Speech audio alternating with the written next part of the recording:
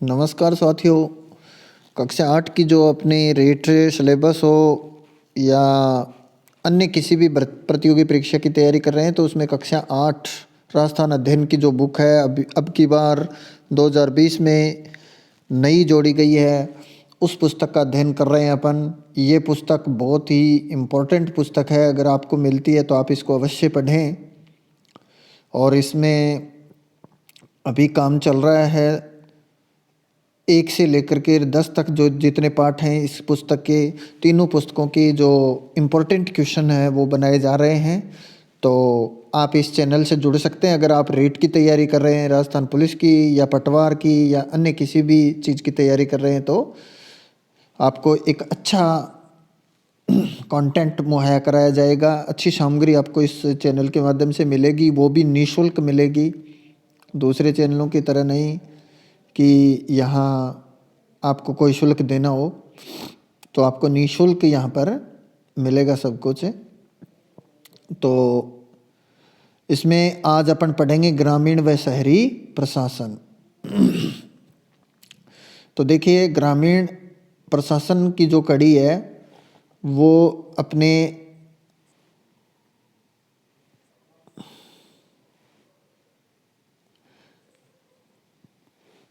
ये सबसे निचला स्तर है, त्रिस्तरीय जो प्रशासन व्यवस्था है उसमें ग्रामीण और शहरी प्रशासन है।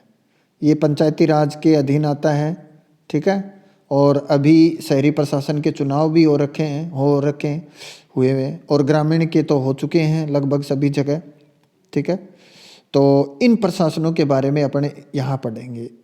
जो त्रिस्तरीय व्यवस्था है इसके अंदर पंचायती राज के अधीन, उस व्यवस्था के बारे में अपन पढ़ेंगे, ठीक है। नगर परिषद, नगर पालिका या नगर परिषद और पंचायत समिति और ग्राम पंचायत, इनके कार्य क्या हैं, इनके पदाधिकारी कौन होते हैं, कैसे क्या कार्य करते हैं, तो ये सभी मिलेंगे। ये एक छोटी सी जानकारी है कि अभी जो इनमें वोटिंग के लिए अभी चल रहा है तो आप बीएलओ से संपर्क कर सकते हैं। और इसके लिए आपका 2002 का जन्म होना चाहिए, 1-1-3 को, यानी 1-1-3 का, और 11-1-2021 को 18 वर्ष पूरे होने चाहिए। तो ये अभियान चल रहा है, उसके लिए आप अपना नाम जुड़ा सकते हैं। ये थोड़ा पहले लिखा था मैंने इसके लिए बनाने के लिए, तो ये बात अलग है। अब देखिए, इसमें विद्यालय से छुट्टी होने पर सोनू जब घर पहुंची तो देखा घर पर आप पास के विद्यालय के शिक्षक उनके माता पिता से बातचीत कर रहे थे। तब शिक्षक महोदय ने सोनू से कहा, अच्छा हुआ तुम आ गई। इस रविवार को विद्यालय में अपने जन्म प्रमाण पत्र, आधार कार्ड और राशन कार्ड की प्रतिलिपि जमा कर एक फॉर्म भर देना। सोनू ने पूछा कि ऐसा क्यों करना है। उन्होंने बताया कि वह अगले माह 18 वर्ष की होने जा रही है, आने वाले समय में उसे भी मतदान करने का अधिकार मिल जाएगा। हाँ, ये इसी के लिए ये बात लिखी हुई है ऊपर। और मतदाता सूची में अपना नाम जुड़वाने के लिए आपको 18 वर्ष पूरे होने चाहिए, और 18 वर्ष की आयु होते ही आप मतदान करने के अधिकारी हो जाते हैं, बशर्ते कि आपका इपिक बना हो, ठीक है। इलेक्शन जो वोटर कार्ड होता है ना वो बना हो, या और उसमें वोटर लिस्ट में आपका नाम होना चाहिए, मतदाता सूची में नाम। लेकिन उसके लिए उसका नाम मतदाता सूची में जुड़वाना जरूरी है। साथ ही मतदाता पहचान पत्र जारी होने पर ही उसे मत देने का अधिकार मिलेगा। सोनू ने पूछा कि यह काम जब निर्वाचन विभाग का होता है तो आप क्यों कर रहे हैं। तब उन्होंने बताया कि निर्वाचन विभाग द्वारा विभिन्न सरकारी कर्मचारियों को यह कार्य सौंपा जाता है, जिनका कार्य घर घर सर्वे कर 18 वर्ष के आयु वाले युवक युवतियों के नाम को जोड़ने के साथ नए एवं वंचित मतदाताओं को जोड़ना और पलायन कर चुके अथवा मृत मतदाताओं के नाम को मतदाता सूची से हटाने का काम करना होता है। तो आपको ये भी जानकारी बता दूं कि आप बीएलओ के पास में जाएंगे अपना नाम जुड़वाने के लिए, तो वो आपको फॉर्म 6 भरवाएगा, और नाम हटवाना है तो आपको फॉर्म 7 भरवाएगा। वो जो पलायन कर चुके हैं या तो यानी उनका किसी अन्य मतदाता सूची में नाम जुड़ चुका है, या फिर वो मृत हो गए हैं। आप मतदाता सूची को देखोगे तो वहाँ पर डिलीट लिखा आएगा और विलोपित या ऐसे आएगा, उस पर लिखा हुआ डिलीट किया हुआ।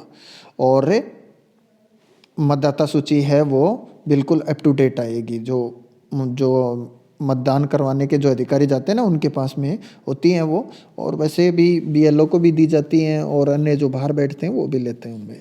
तो इनके लिए ये है, जोड़ने का काम है वो फॉर्म 6 के माध्यम से किया जाता है और हटाने का काम फॉर्म 7 के माध्यम से किया जाता है। सोनू ने पूछा कि फिर आप विद्यालय में नहीं पढ़ाते हैं क्या? तब शिक्षक बोले, नहीं बेटा, ये पढ़ाने के अतिरिक्त कार्य हैं जिसे जिला प्रशासन द्वारा सौंपा गया है। यानी इसमें प्रत्येक कर्मचारी हर एक गांव में और हर बूथ के हिसाब से बीएलओ बनाए जाते हैं। बूथ लेवल अधिकारी कहते हैं इसको, बीएलओ को बूथ लेवल अधिकारी कहते हैं इसको, ठीक है।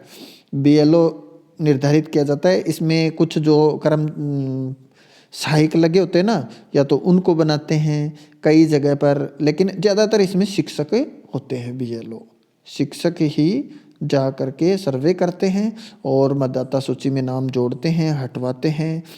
और बीएलओ के लिए उन्हें बाकायदा प्रशिक्षण दिया जाता है इस चीज़ का।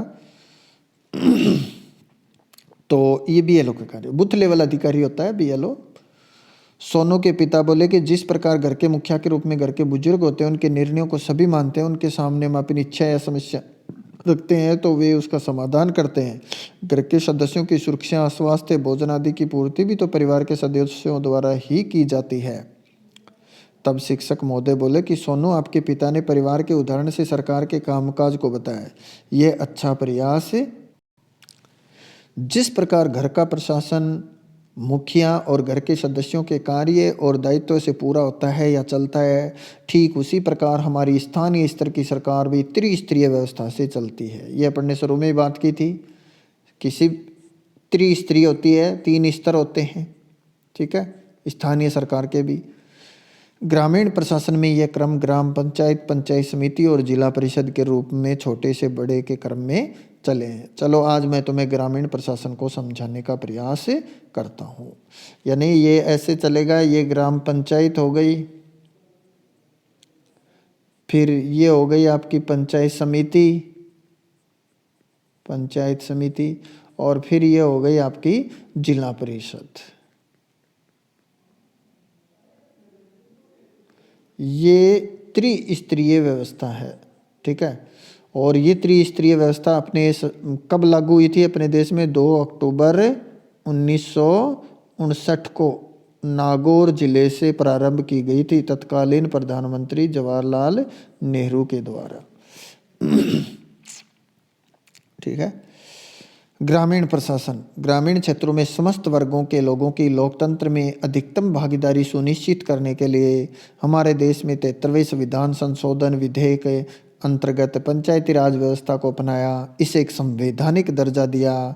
इसकी 11वीं अनुसूची में पंचायती राज व्यवस्था को त्रिस्तरीय ढांचे के, अब ये देखो 73वां संविधान संशोधन हुआ था, इसके लिए आप इसको ध्यान में रख सकते हो। 73वें संविधान संशोधन विधेयक के अंतर्गत पंचायती राज व्यवस्था को अपना करके एक संवैधानिक दर्जा दिया गया था 73वें संविधान में। और इसके अंदर 11वीं अनुसूची है वो पंचायती राज व्यवस्था के त्रिस्तरीय ढांचे के 29 कार्यों का उल्लेख किया गया है। 11वीं अनुसूची में पंचायती राज के व्यवस्था के त्रिस्तरीय ढांचे के 29 कार्यों का उल्लेख किया गया है। तो ये हो गया, कौन सी अनुसूची है वो पंचायती राज से संबंधित है? 11वीं अनुसूची है वो पंचायती राज से संबंधित है। एक तो ये बात ध्यान में रखनी है। और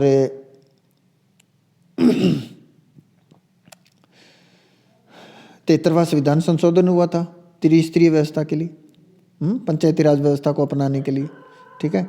और 29 कार्यों का उल्लेख है। कितने कार्यों का? 29 कार्यों का उल्लेख है। सोनू ने शिक्षक पूछा कि ये त्रिस्तरीय ढांचा क्या होता है? तब शिक्षक महोदय ने इसे चार्ट के माध्यम से बताया कि ग्रामीण स्तर पर यह त्रिस्तरीय व्यवस्था है जिसके तहत हमारा शासन काम करता है। पंचायती राज का त्रिस्तरीय ढांचे का स्वरूप, अब ये देखिए पंचायती राज का त्रिस्तरीय ढांचे का स्वरूप। जिला परिषद ये सबसे ऊपर मान लो और ये सबसे नीचे मान लो, तो ये ऐसे चल रहे हैं, ये 2 नंबर मान लो और ये 3 नंबर, या यूँ मान लो कि इसके और इसके बीच की कड़ी ये है। जिला परिषद में एक होता है जिला प्रमुख, ठीक है, और एक होता है मुख्य कार्यकारी अधिकारी जिसे सीईओ कहते हैं, सीईओ कहते हैं, मुख्य कार्यकारी अधिकारी। वो पूरे जिले की व्यवस्था को देखता है, ग्रामीण व्यवस्था को पूरे जिले की। जिला प्रमुख होता है, एक मुख्य कार्यकारी अधिकारी होता है। पंचायत समिति में अब देखो ये जिला प्रमुख के लिए अभी चुनाव हुए थे, इसमें जिला परिषद सदस्य के जो चुनाव हुए थे ना, और इस पंचायत समिति के प्रधान के लिए जो पंचायत समिति सदस्य के चुनाव हुए थे अभी इन नगर निकायों वाले चुनावों से पहले, ठीक है। अब नगर निकायों वाले चुनाव हो रहे हैं, वो थे नगरीय संबंधित। इसमें एक होता है प्रधान, एक खंड विकास अधिकारी जिसे बीडीओ कहते हैं, ब्लॉक डिवीजन ऑफिसर। इस ग्राम पंचायत में जो जनप्रतिनिधि होता है वो तो सरपंच होता है। इसमें जो प्रधान होता है जनप्रतिनिधि, इसमें जिला प्रमुख होता है जनप्रतिनिधि, मतलब जनता द्वारा चुने हुए होते हैं। ये प्रशासनिक अधिकारी होते हैं, मुख्य कार्यकारी अधिकारी। तो ये बातें आपको ध्यान में रखनी है कि मुख्य कार्यकारी अधिकारी किस संस्थान में होता है, जिला परिषद में, जिसे सीईओ कहते हैं। और पंचायत समिति में कौन होता है, खंड विकास अधिकारी, ये प्रशासनिक होता है। और ग्राम पंचायत में कौन होता है, ग्राम विकास अधिकारी जिसे ग्राम सेवक कहते हैं। ये भी होता है इसमें, ठीक है। अब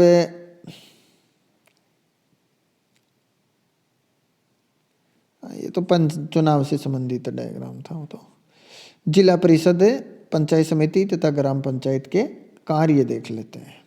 जिला परिषद का कार्य देखते हैं पहला, कि स्थानीय आवश्यकताओं और स्रोतों के अनुसार पंचायत समितियों की क्षेत्रीय योजनाओं को समेकित कर जिले के लिए अंतिम योजना तैयार करवाना, पंचायतों की ग्राम सभाएं व बैठकों का पर्यवेक्षण करना। अब ये देखो कंफ्यूज करने वाला है ये मामला कि पंचायतों की ग्राम सभाएं एवं बैठकों का पर्यवेक्षण का कार्य कौन करता है, जिला परिषद। इसमें नाम पंचायत आ रहा है तो ये सोच लेंगे, ये अगला दे देगा कि पंचायतों की ग्राम सभाएं में बैठकों का पर्यवेक्षण कौन करता है, पंचायत समिति, उसमें दे दिया तो कंफ्यूज में चले जाओगे। पंचायत समिति तो गलत हो जाएगा, जिला परिषद देखता है, ठीक है। और पंचायत समिति का पहला काम है पंचायतों के कार्यों की समीक्षा व पर्यवेक्षण करना, ठीक है। और दूसरा काम होता है नवनिर्वाचित सरपंचों, ये देखो पंचायतों की ग्राम सभाएं व बैठकों का पर्यवेक्षण जिला परिषद भी करती है, पंचायतों के कार्यों की समीक्षा व पर्यवेक्षण कार्य पंचायत समिति भी करती है। नवनिर्वाचित सरपंचों व पंचों को प्रशिक्षण व मार्गदर्शन देने का काम कौन करता है, पंचायत समिति करती है, ठीक है। और सरपंचों, पंचायत समिति सदस्यों व जिला परिषद सदस्यों में समन्वय का काम कौन करता है, पंचायत समिति करती है। ग्राम पंचायत में देखिए पहला स्वच्छता एवं पेयजल व्यवस्था बनाना, मार्ग में प्रकाश व्यवस्था करना, ये ग्राम पंचायत का काम है। मनरेगा कार्यक्रम का क्रियान्वयन एवं आवेदकों को रोजगार उपलब्ध कराना, सार्वजनिक वितरण प्रणाली और ग्रामीण सड़कों का रखरखाव। ग्रामीण सड़कों का रखरखाव ग्राम पंचायत के अधीन आता है। इसमें देखिए पंचायत समिति में हमने 2 देख लिए थे, तीसरा दे सरपंचों, पंचायत समिति सदस्यों एवं जिला परिषद सदस्यों में समन्वय करना। और अगला था साधारण सभा की बैठक आयोजित करना, ये इंपॉर्टेंट है पंचायत समिति के लिए। साधारण सभा की बैठक आयोजित कौन करती है, पंचायत समिति। जिला परिषद का दूसरा देखिए पंचायत समितियों व पंचायतों की निधियों का अंतरण करना, पंचायत समितियों व पंचायतों की निधियों का अंतरण करना, ये इसका कार्य है। ग्रामीण व अगला देखिए ग्रामीण स्वच्छता एवं ग्रामीण आवासन कार्यक्रम चलाना, ग्रामीण क्षेत्रों में जनता की शिकायतें दूर करना, ये जिला परिषद का कार्य है। और प्राथमिक शिक्षा की गुणवत्ता सुनिश्चित करना, ये सबसे इम्पोर्टेंट है। प्राथमिक शिक्षा की गुणवत्ता सुनिश्चित करने का कार्य भी किसका कार्य है, जिला परिषद का। और ये पंचायत समिति का कार्य है। पंचायत समिति की बैठकों व स्थानीय समितियों के द्वारा लिए निर्णय की अनुपालना का नियंत्रण रजिस्टर रखना, कार्यस्थल एवं पंचायत मुख्यालय पर वास्तविक व्यय को दर्शाने वाले बोर्ड लगवाना, पशु मेलों का आयोजन करना। ये किसका कार्य है? पशु मेलों का आयोजन करना, ये कार्य है आपका पंचायत समिति का। अब देखिए ग्राम पंचायत के अन्य कार्य क्या है? जन्म मृत्यु एवं विवाह पंजीकरण, जन्म मृत्यु एवं विवाह का पंजीकरण, आपदाओं एवं महामारी के समय जिला प्रशासन से समन्वय रखना, चारागाह एवं वनों का विकास, मानव एवं पशु स्वास्थ्य पोषण व परिवार कल्याण कार्यक्रमों में सहायता, स्थानीय भौतिक संसाधनों का विकास एवं समुचित उपयोग। सबसे पहले ग्राम पंचायत को देख लीजिए। ग्राम पंचायत लोकतंत्र की प्रथम इकाई है जो वार्ड पंचों, उप सरपंच एवं सरपंच से मिलकर गठित होती है। यानी एक ग्राम पंचायत, ये मान लो ग्राम पंचायत है जी से निर्धारित, ये लोकतंत्र की प्रथम इकाई है। लोकतंत्र यहाँ से शुरू होता है, जो वार्ड पंचों, उप सरपंच और सरपंच, जिस तरह से देखो संसद है ना, राष्ट्रपति और राज्यसभा और लोकसभा से मिलकर के बनती है, उसी तरह से जो ग्राम पंचायत है वो किससे बनती है? पंच, ये हो गया आपका पंच, ये हो गया उप सरपंच और ये हो गया आपका सरपंच। इनसे मिलकर के क्या बनती है? एक ग्राम पंचायत बनती है। इन पंचायतों का चुनाव राज्य चुनाव आयोग द्वारा संपन्न किया जाता है। ये प्रश्न बहुत बार आ चुका है। राज्य चुनाव आयोग द्वारा इनका वो जो चुनाव है वो किया जाता है, ग्राम पंचायतों का जो चुनाव। पंचायतों का कार्यकाल 5 वर्ष का होता है। पंचायत का कार्यकाल कितने साल का होता है? तो 5 वर्ष का होता है। लेकिन ग्राम पंचायत के प्रमुख सरपंच को अविश्वास प्रस्ताव द्वारा निर्धारित समय से पूर्व भी हटाया जा सकता है। ग्राम पंचायत में सचिव का कार्य सरकारी कागजातों के रिकॉर्ड को रखना है एवं बैठक की कार्रवाई को लिखना है। ग्राम पंचायत की प्रत्येक माह कम से कम 2 बैठकें आवश्यक हैं। प्रत्येक माह कितनी बैठकें आवश्यक हैं? 2 बैठक आवश्यक हैं। और सरपंच के लिए न्यूनतम आयु है वो 21 वर्ष होनी जरूरी है। ठीक है, 21 साल के यानी 18 साल का व्यक्ति है वो मतदान कर सकता है, लेकिन वो चुनाव नहीं लड़ सकता है। उसके लिए 21 वर्ष उम्र होनी चाहिए। आपके ग्राम पंचायत के निर्वाचित पदाधिकारी के नाम बताइए। तो आप सरपंच का आपके गांव के सरपंच, उप सरपंच और वार्ड पंच। तो सरपंच का प्रत्यक्ष जनता द्वारा चुनाव किया जाता है, उप सरपंच का अप्रत्यक्ष रूप से चुनाव होता है। यानी जो वार्ड पंच जीतते हैं ना, उनमें यही उनको वोट दे करके अपने में से उप सरपंच चुनते हैं। और इन सभी को पद की शपथ आरओ द्वारा यानी रिटर्निंग अधिकारी द्वारा दी जाती है। अब है पंचायत समिति। पंचायत समिति ग्राम पंचायत तथा जिला परिषद को जोड़ने वाली महत्वपूर्ण कड़ी है। राज्यों के जिलों को विकास की दृष्टि से कुछ छोटे विकास खंडों में विभाजित किया जाता है। इन विकास खंडों पर ही पंचायत समिति का गठन किया जाता है। इसके निर्वाचित सदस्य ही प्रधान और उप प्रधान का चुनाव करते हैं। पंचायत समिति क्षेत्र के अंतर्गत आने वाली ग्राम पंचायतों के सरपंच इसके पदेन सदस्य होते हैं। पंचायत समिति में क्या होता है? इसके निर्वाचित सदस्य ही प्रधान और उप प्रधान का चुनाव करते हैं। पंचायत समिति क्षेत्र के अंतर्गत आने वाली ग्राम पंचायतों के सरपंच इसके पदेन सदस्य होते हैं। बहुत ही अच्छा क्वेश्चन आ गया है। यानी पंचायत समिति क्षेत्र के अंतर्गत आने वाली ग्राम पंचायतों के जो सरपंच हैं वो इसके पदेन सदस्य होते हैं। किसके? पंचायत समिति की। पंचायत समिति के पदेन सदस्य कौन होते हैं? और उसमें आपको 4 ऑप्शन दे दिए, प्रधान, उप प्रधान, पंच, सरपंच, पंचायत समिति सदस्य। तो आपको इनमें से जो सरपंच है, ग्राम पंचायतों के जो सरपंच है वो इसके पदेन सदस्य होते हैं। पंचायत समिति सदस्य के लिए न्यूनतम 25 वर्ष का होना आवश्यक है। प्रधान तथा उपप्रधान को पंचायत समिति संबंधित कार्यों में मदद करने के लिए राज्य सरकार द्वारा एक खंड विकास अधिकारी यानी ब्लॉक डेवलपमेंट ऑफिसर, जिसको बीडीओ कहते हैं, नियुक्त किया जाता है। पंचायत समिति के सदस्यों का कार्यकाल 5 वर्ष का होता है, इनका भी 5 साल का होता है। अब देखिए जिला परिषद, पंचायती राज व्यवस्था की शीर्ष स्तर की संस्था जिला परिषद है। ये जिला स्तर पर विकास की योजनाएं बनाती है। प्रत्येक जिले में कुछ ग्राम पंचायतों को मिलाकर एक वार्ड बनाया जाता है। इस तरह गठित प्रत्येक वार्ड से एक सदस्य का निर्वाचन चुनाव उस वार्ड के मतदाताओं के द्वारा किया जाता है। ये सदस्य जिला परिषद के सदस्य कहलाते हैं।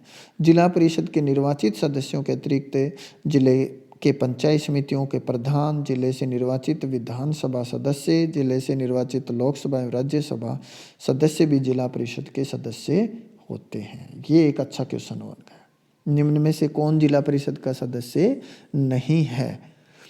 तो यह सदस्य जिला परिषद के सदस्य कहलाते हैं। जिला परिषद सदस्य जिला परिषद के निर्वाचित सदस्यों के अतिरिक्त कौन कौन होते हैं? पंचायत समितियों के प्रधान, जिले से निर्वाचित जिले के पंचायत समितियों के प्रधान, जिले के निर्वाचित विधानसभा सदस्य, जिले से निर्वाचित लोकसभा एवं राज्यसभा सदस्य, ये सभी जिला परिषद सदस्य होते हैं। जिला परिषद के निर्वाचित सदस्य मिलकर जिला प्रमुख तथा उप जिला प्रमुख का चुनाव करते हैं। जिला प्रमुख को जिला परिषद के समस्त कार्यों में मदद करने के लिए राज्य सरकार द्वारा एक मुख्य कार्यकारी अधिकारी की नियुक्ति की जाती है। मुख्य कार्यकारी CEO। जिले में समस्त विकास कार्यों का उत्तरदायित्व जिला परिषद का होता है। आय के स्रोत ग्राम पंचायत में कौन कौन से होते हैं? विभिन्न प्रकार के कर जैसे भवन कर, वाहन कर, क्रय विक्रय पर कर, मेले व हाट बाजारों से प्राप्त आय, सरकार से प्राप्त अनुदान, समुदायों से प्राप्त अनुदान, दोषियों से एकत्र दंड राशि आदि। पंचायत समिति स्थानीय करों और शुल्कों से प्राप्त आय, राज्य सरकार से प्राप्त अनुदान, मेले व हाट बाजारों से प्राप्त आय, विभिन्न सरकारी परियोजनाओं को चलाने के लिए सरकार द्वारा उपलब्ध करवाई गई राशि, व्यापारी व्यवसायों और उद्योगों पर लगाए गए कर से प्राप्त आय। अब है जिला परिषद। केंद्र तथा राज्य सरकारों द्वारा प्राप्त अनुदान, पंचायत समितियों से की गई वसूलियाँ, राजस्व का प्राप्त निश्चित हिस्सा, सरकारी तथा गैर सरकारी ऋण लोगों द्वारा दिए गए अनुदान आदि। तो जिला परिषद को सीधे केंद्र और राज्य सरकार द्वारा भी अनुदान दिया जाता है। सोनू बली गुरुजी, अब मुझे पता चल गया कि मुझे मेरे जन्म के प्रमाण पत्र को बनाने के लिए ग्राम पंचायत में जाना होगा, लेकिन मुझे ये भी बताएं कि ग्राम सभा क्या होती है? ग्राम सभा पंचायती राज की आधारभूत संस्था है। ग्राम सभा का क्षेत्र एक राजस्व ग्राम होता है। सामान्यतः प्रत्येक ग्राम पंचायत की अपनी ग्राम सभा होती है। ग्राम सभा के सदस्य उस राजस्व गांव में रहने वाले सभी मतदाता होते हैं। ये प्रश्न आया हुआ है पहले भी। ग्राम सभा के सदस्य कौन होते हैं? उस राजस्व गांव में रहने वाले मतदाता होते हैं। ग्राम सभा की बैठकों में भाग लेना उनका अधिकार और कर्तव्य दोनों है। मतदाता होते हैं सिर्फ, उस गांव में रहने वाले लोग नहीं होते। एक तरह से ग्राम सभा भारत में प्रत्यक्ष प्रजातंत्र का उदाहरण है, जिसके तहत ग्रामवासी स्थानीय समस्याओं और विकास के संबंध में सीधे भाग लेते हैं। सामान्यतः हर 3 महीने में ग्राम सभा की एक बैठक बुलाई जानी आवश्यक है। कितने महीने में? हर 3 महीने में। आमतौर पर 26 जनवरी, 1 मई, 15 अगस्त और 2 अक्टूबर को ग्राम सभा की बैठकें होती हैं। 26 जनवरी को होती हैं, 15 अगस्त को होती हैं, 1 मई को और 2 अक्टूबर को। तो 1, 2, 3 और 4 हो गए ना, 4 3 12 बैठकें होती है। और आवश्यकता पड़ने पर यदि ग्राम पंचायत का मुखिया चाहे तो ग्राम सभा की और भी बैठकें आयोजित कर सकता है।